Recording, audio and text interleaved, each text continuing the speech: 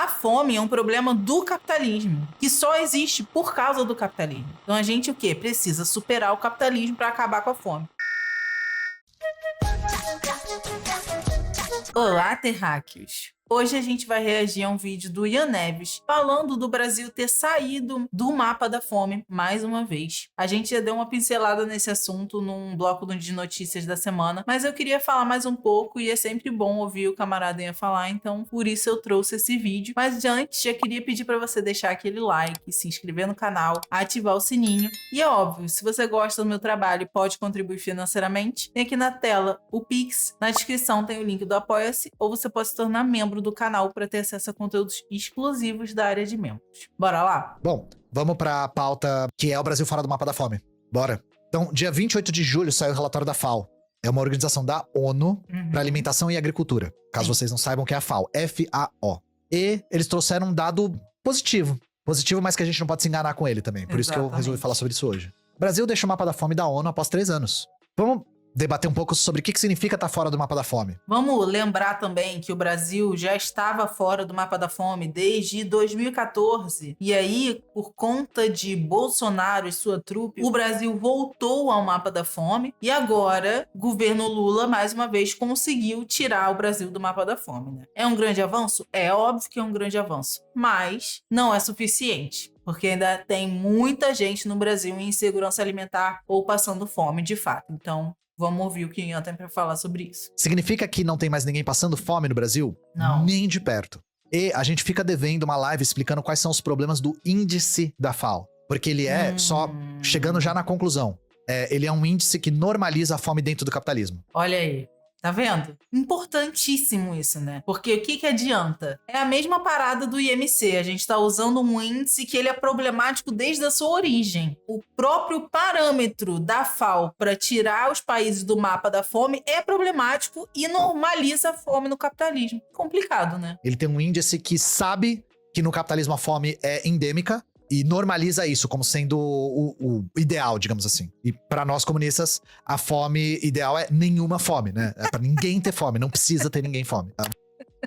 A fome é uma invenção única e exclusiva do capitalismo, porque a gente tem dinheiro o suficiente nesse mundo, se a redistribuição de renda existisse, para tirar todas as pessoas da pobreza e da fome. Todas. Não uma, não duas, mas 22 vezes, tá? Segundo o relatório. Então, assim, a fome é um problema do capitalismo, que só existe por causa do capitalismo. Então, a gente o quê? Precisa superar o capitalismo para acabar com a fome. Vamos lá. O que significava estar no mapa da fome? Até 2014, a ONU usava a ferramenta como forma de acompanhar uma coisa chamada Objetivos de Desenvolvimento do Milênio. Era um mapa construído a partir de um indicador criado pela própria ONU, que chama POU, igual aquele bonequinho ridículo lá do celular, né? Prevalence of Undernourishment.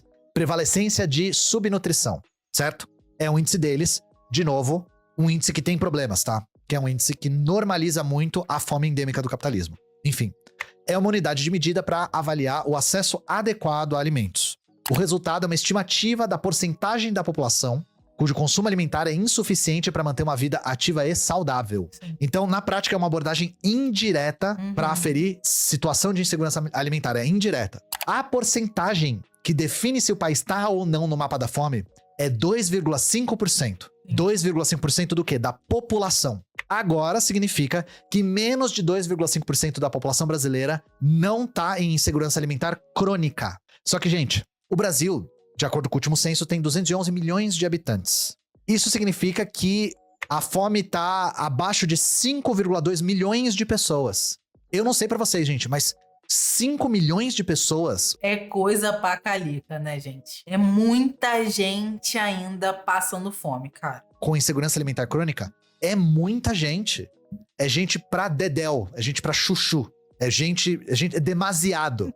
É meia São Paulo, tá? Que é a cidade mais populosa do Brasil. E assim, a gente tem recurso para alimentar essas pessoas. Não é como se a gente não tivesse recurso. A gente tem recurso, gente. Tem recurso. Isso só acontece porque no capitalismo a alimentação e a comida é vista como uma mercadoria. Então só quem tem dinheiro para comprar tem acesso. Se eu não tenho dinheiro para comprar, eu posso morrer de fome, literalmente. É 2 Belo Horizonte, pra vocês terem uma ideia. Imagina 2 Belo Horizonte inteira de gente com insegurança alimentar crônica. Então, assim, esse índice é complicado. E não significa que a gente tá bem. Pra mim, bem é ninguém passar fome, porque a gente é o Brasil, cara. Exatamente. Que se orgulha de alimentar 1 bilhão de pessoas. É difícil, tá? Por isso que eu falei que esse índice é complicado. Vamos analisar um pouco mais de perto, né? Pra deixar claro.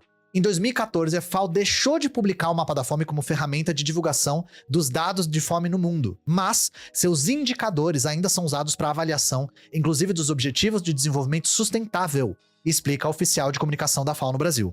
Ou seja, ainda é um dado, mas é um dado simplificado, não é um dado qualificado. Não é um dado que é detalhado, que explica os pormenores. E desde quando o Brasil estava no Mapa da Fome? IBGE confirma que o país voltou ao Mapa da Fome em 2018, diz pesquisador. Então, a partir de um ponto que é muito esquecido no debate público, não voltou durante o governo Bolsonaro. E que fique claro que eu não tô dizendo que os índices relacionados à fome não aumentaram muito no governo Bolsonaro. O que eu tô dizendo aqui é que não foi a pandemia como um fator isolado que fez isso. Não foi a pandemia. Foi. Porque a galera da extrema-direita sempre usa esse argumento. Beleza, o Brasil voltou pro Mapa da Fome, mas aí teve uma pandemia que aí a ditadura do fica em casa causou. Eles ainda jogam a responsabilidade no colo de quem tentou salvar a vida das pessoas, tá? É ridículo, né? É ridículo. Eles sempre utilizam o argumento da pandemia pra falar que qualquer coisa no governo Bolsonaro deu errado. Ah, então deu errado. Ah, gente, mas também a pandemia, né? A pandemia. A gente tem que lembrar que antes do governo Bolsonaro, teve o quê? Um impeachment de uma presidente, a entrada de um presidente super neoliberal, que era o Temer. A gente já vinha num desmonte de políticas públicas de qualidade de vida para a população desde o impeachment da Dilma. E aí o Bolsonaro já pegou o quê? O pó da rabiola e, obviamente, ele não fez nada para melhorar e, né, chegamos onde chegamos. Isso aqui voltou durante o governo Michel Temer. Com Temer, Brasil pode voltar ao Mapa da Fome. Isso aqui é em 18 ainda. O que aconteceu no governo Temer? Tem 2 marcos que contribuíram muito para isso. Reforma da Previdência e Reforma Trabalhista. Reforma Trabalhista reduziu renda, não gerou emprego e precarizou o trabalho. A reforma do Temer alterou 200 pontos da CLT. Eu sempre falo isso, se vocês abrem a CLT hoje, ela tá toda arriscada. Abriu o caminho para um puta desmonte sistemático das condições de trabalho, por uma maior flexibilização, pela prevalecência do diálogo entre funcionário e patrão. Aumentou a informalidade e a instabilidade do emprego. Aí, lógico, com a irregularidade do acesso à renda das famílias, a alimentação cai de qualidade, né? Mas a reforma trabalhista foi só parte do projeto. Tem um outro fator aqui que contribuiu para isso também. Bolsa Família. Governo Temer promove o maior corte da história. Abre aspas. O número de beneficiários do programa do Bolsa Família registrou em julho a maior com relação ao mês anterior de 2003, data em que foi criado. Foram 543 mil beneficiários a menos. Nossa, antes do impeachment, era 13,9 milhões. Na época da reportagem, era 12,7 milhões. Como é o nome? Teto de gastos. Teto de gastos. Ah, curiosamente, é a mesma coisa que a gente está fazendo agora com o calabouço fiscal do Lula. Rebranding, né? O que? Um glow-up do teto de gastos do Temer. Pra gente ver, né? Como eles estão criando a cova para eles mesmos se enterrarem, né? E a forma como isso foi feito foi bem bizarra, assim. Porque as pessoas que recebiam o Bolsa Família tiveram um cadastro cancelado. Elas nem foram informadas do corte. Elas só tiveram o cadastro cancelado. E esses cortes foram feitos de maneira sistematizada, tá? Não foi só no Bolsa Família. E aí, na época, o Ministério do Desenvolvimento Social e Agrário não explicou e culpou ainda a condução desastrosa da política econômica brasileira e irresponsabilidade fiscal da Dilma. Então eles estavam falando assim, a gente tem que cortar porque a Dilma fez um monte de cagada. Sem explicação nenhuma de por que eles estavam jogando um monte de gente na barriga da miséria mesmo. Outro legado do governo Temer, que a gente tem que continuar combatendo dia sim, dia também. Teto de gastos. E vocês vão me ver falar sobre isso toda vez. Aí, ó, meu hack da observação. Desfaz o L. Toda vez que a gente fala de orçamento público, a gente fala do teto de gastos que tá em voga agora, chamado arcabouço fiscal, mas o teto de gastos do Temer era mais extremo. Ele era absolutamente impraticável. Ele era impraticável. Teto de gastos tirou 70 bilhões do SUS em 3 anos e ainda causa prejuízos. Aqui tá falando do SUS, mas o teto de gastos teve impacto em gasto público no geral. Porque isso reduziu drasticamente o investimento em áreas essenciais e isso afetou também segurança alimentar. Não só o Bolsa Família, mas também um programa chamado Programa de Aquisição de Alimentos, Sim, que é o PAA. Sim. O Programa de Aquisição de Alimentos já foi pauta aqui no canal quando o Lula voltou para a presidência, porque o Lula reativou esse programa e ele é muito importante. Sim. Ele é uma das causas pelas quais a gente saiu do mapa da fome agora. E aí, o Brasil tinha saído do mapa da fome em 2014 e ele volta em 2018. Ele ficou 4 anos fora. E aí, falando do PAA, por exemplo, a gente tem que amarrar ele aqui com a agricultura familiar e a reforma agrária. Isso tudo Temer, tá? Temer corta a verba para a reforma agrária do orçamento. Então, a gente tinha falado do PAA, Programa de Aquisição de Alimentos. Esse programa é um programa onde o governo compra alimentos diretamente de agricultores familiares, de cooperativa, de associação rural, gera renda para essas pessoas e estimula a produção de alimento saudável. Esses alimentos são comprados pelo governo e muitas vezes são usados para abastecer escola, hospital, espaço público, etc. A gente também viu recentemente que lá em São Paulo estão querendo barrar o PAA nas escolas. Estão querendo barrar que as escolas comprem alimentos vindos da agricultura familiar, que é um programa do governo que foi um programa muito bom para a saúde e alimentação da população e que ajudou a tirar o Brasil do mapa da fome. E que a gente está vendo lá em São Paulo ele tentando ser destruído mais uma vez. Por que será, né? Governos neoliberais. Como o Temer cortou isso, ele prejudicou os dois lados. Ele prejudicou o acesso e prejudicou o produtor. E junto com isso, no mesmo projeto, ele cortou uma coisa chamada Programa Nacional de Alimentação Escolar, PNAE. Era a continuidade do PAA. PNAE. A gente chama de PNAE.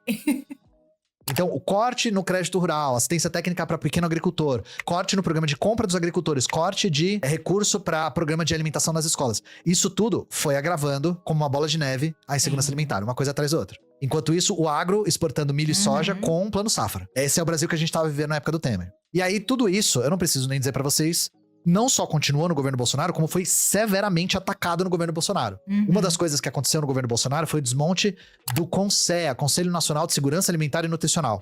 Ele já vinha sendo desmontado e ele foi extinto pelo Bolsonaro em 2019. Extinto, gente. Extinto. Pra fazer as pessoas irem pra fila do osso pra pegar um resto do resto pra tentar comer carne, cara. É isso aí que o Bolsonaro fez. A gente nunca pode esquecer disso, tá? Então, assim, o governo Bolsonaro é continuidade do governo Temer.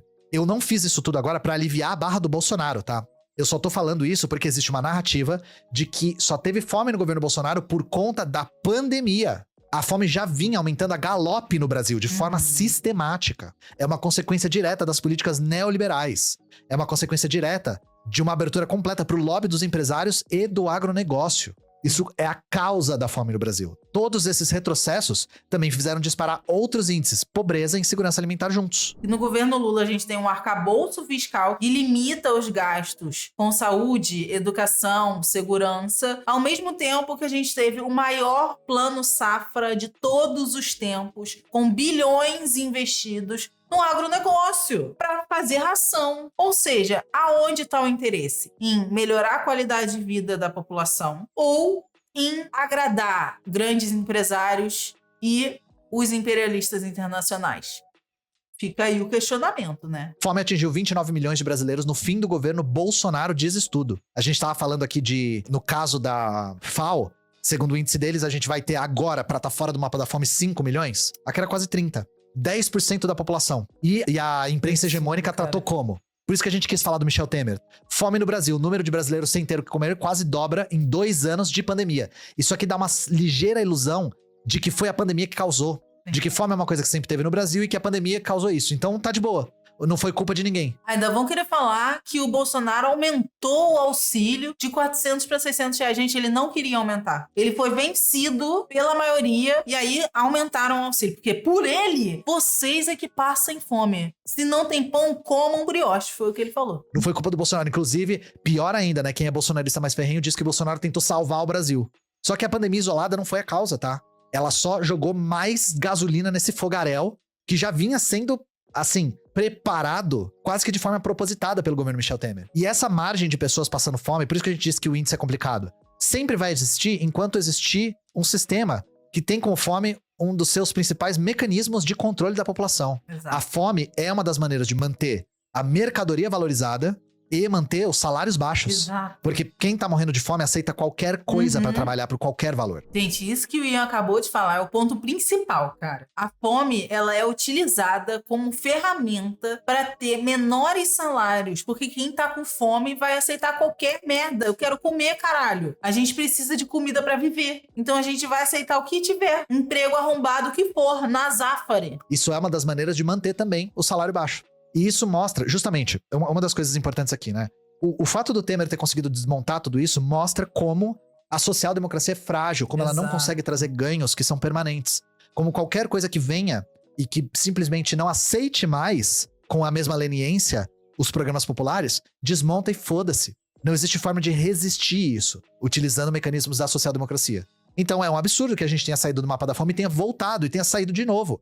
É um absurdo que o Lula tenha entrado em 2003 falando que o objetivo dele principal era resolver a fome e agora ele tem entrado de novo falando que o objetivo principal dele era resolver a fome. Isso é um absurdo, tá, gente?